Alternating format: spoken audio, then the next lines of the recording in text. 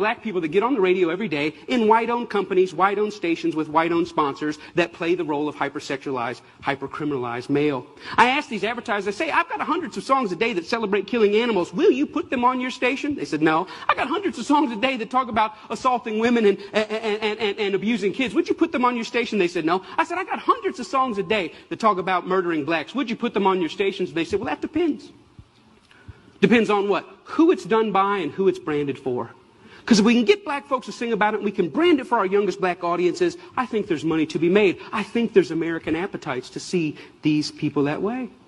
I said, how can you say that? They said, well, look, it's what these artists know. It's what they, black people, create. It's, matter of fact, our surveys say it's what they want to hear, which speaks of a sickness. How do we live in a society where somebody says, you know what, I'm inspired to write a song that celebrates murdering another person. And then a person says, I'd like to put that on my station. Another person said, I'd like to pay for it. And then there's people out here in the audience that go, I'd love to hear it, as long as it's black guys. Because even white people buy rap music, buy this type of stuff, because we know that when we want to hear about killing each other, we know who to turn to for that type of inspiration. We call it our music. We say we own it. White people buy more rap than black people. Yeah, but we're very careful to turn it down at the stoplight when other black people are there. Why? Because we know we're just pretending. For them, it's more authentic and real. I always ask the companies, what about your name? What about your brand? What about your value? And the largest radio company in the world said this: it's okay that we only have drug dealers on our black youth stations. We only have murders on our black youth stations. We support black charities. We give out water at the Martin Luther King parade. I think we've got it covered. We've bought them off.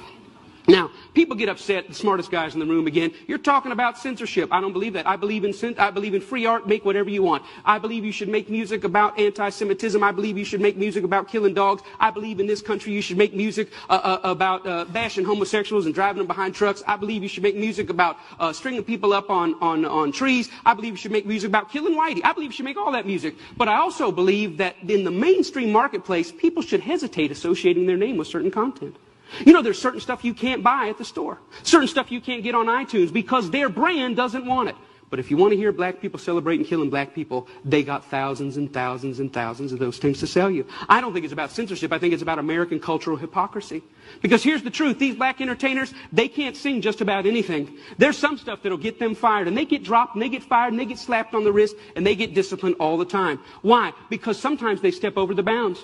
A very famous case is what happened with Rick Ross. Rick Ross is the Mammy Two Shoes, one of the many Mammy Two Shoes of our day. He's a black entertainer in a world carved out for him, and a role carved out for him by white entertainment companies. And one day he talked about, in the middle of a song that celebrated dealing drugs and killing blacks, he made a reference to date rape. And when he made that reference to date rape, that set social media on fire. That got 100,000 petitions in 24 hours. Hey, buddy, date rape is no joke. That had white people standing outside of Reebok in New York saying, you better take this seriously. We're tired of a rape culture in America. One line in one song moved the masses. And you know what Reebok did? Did they stand by him and say, hey, we believe in freedom of speech. We believe in freedom of expression. It's just a song. Calm down. No, they fired his tail on the spot. The president came out and said, this goes against our high standards. He's gone against the values of our brand. Shame on Rick Ross. We're disappointed. He doesn't know how serious date rape is. And when I saw that, I thought, wow, how convenient. Isn't that amazing? But here's what really happened. It's not their brand, it's not their values. Rick Ross went off script. He was hired to get black customers, and they think that black customers go with black bait. And in America, black bait is the hypercriminalized, hypersexualized portrayal of black people. And as long as he had sung about that, the stuff that got him hired, he still have a job at Reebok. But when he touched other sensitivities that affect us, he lost his job. See, the truth is, it's not they that need to change. It's we that need to change.